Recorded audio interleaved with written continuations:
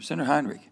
Thank you, Chairman. And Chairman, thank you for your interest in the fires. We are seeing really different fire behavior these days. You're on the front lines. You guys we're in a we're in a drought that hasn't been this bad for 1,200 years, and we're seeing wind events that we've never seen before. So it's we have almost 2,000 people on one fire, and it's simply impossible for them to hold lines when we have.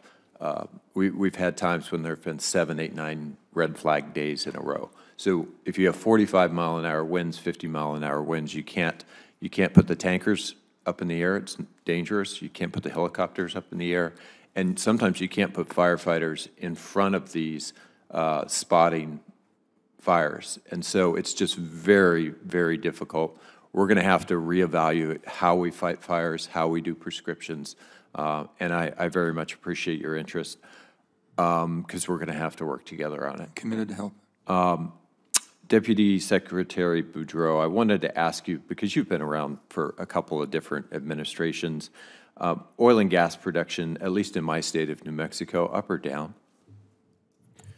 Oil and gas production onshore and offshore are at record levels, actually. And so a lot of this conversation has been focused on leasing, but then it gets conflated into, allegations that the administration is somehow anti-production. Are we producing more or less oil and gas in New Mexico on public lands? More. Yeah. According to the EIA, our production is up over 400% in the last decade. So I only raise that because it's hard to square with some of the rhetoric we hear here on the Hill.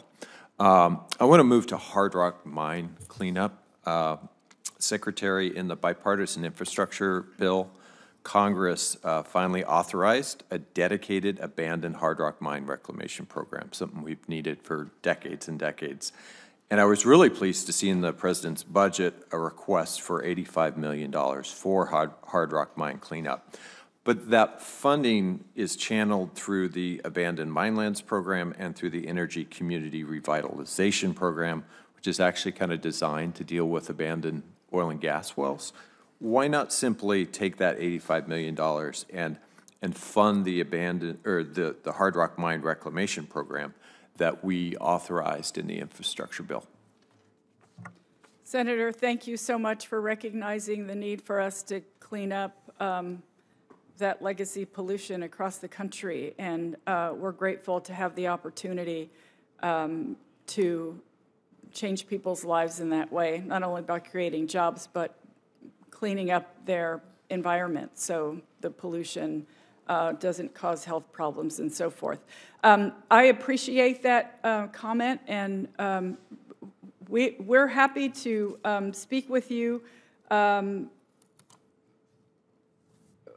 We're happy to speak more with you about this issue and, of course, follow the lead. The department is requesting $65 million in the OS to address these hard rock mines. So, yeah, I think it makes sense to stand up a standalone program that really focuses on this.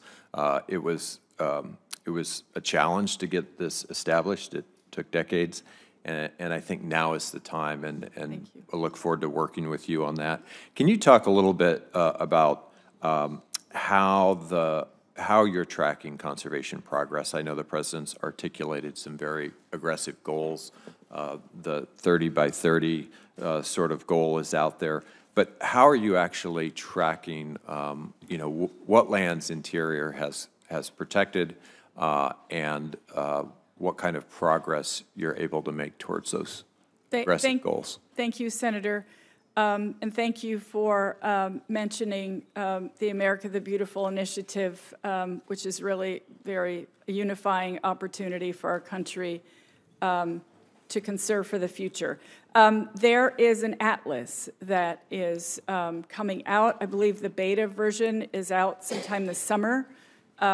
That will be able to track those lands more consistently.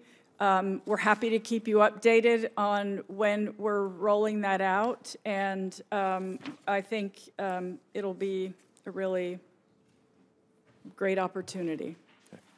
It Thank you, should be Chairman. I'm sorry, by the end of the year. The Atlas by the end of the year. Look So- forward to yeah. having a chance to review that when it comes out. Yes, thank you.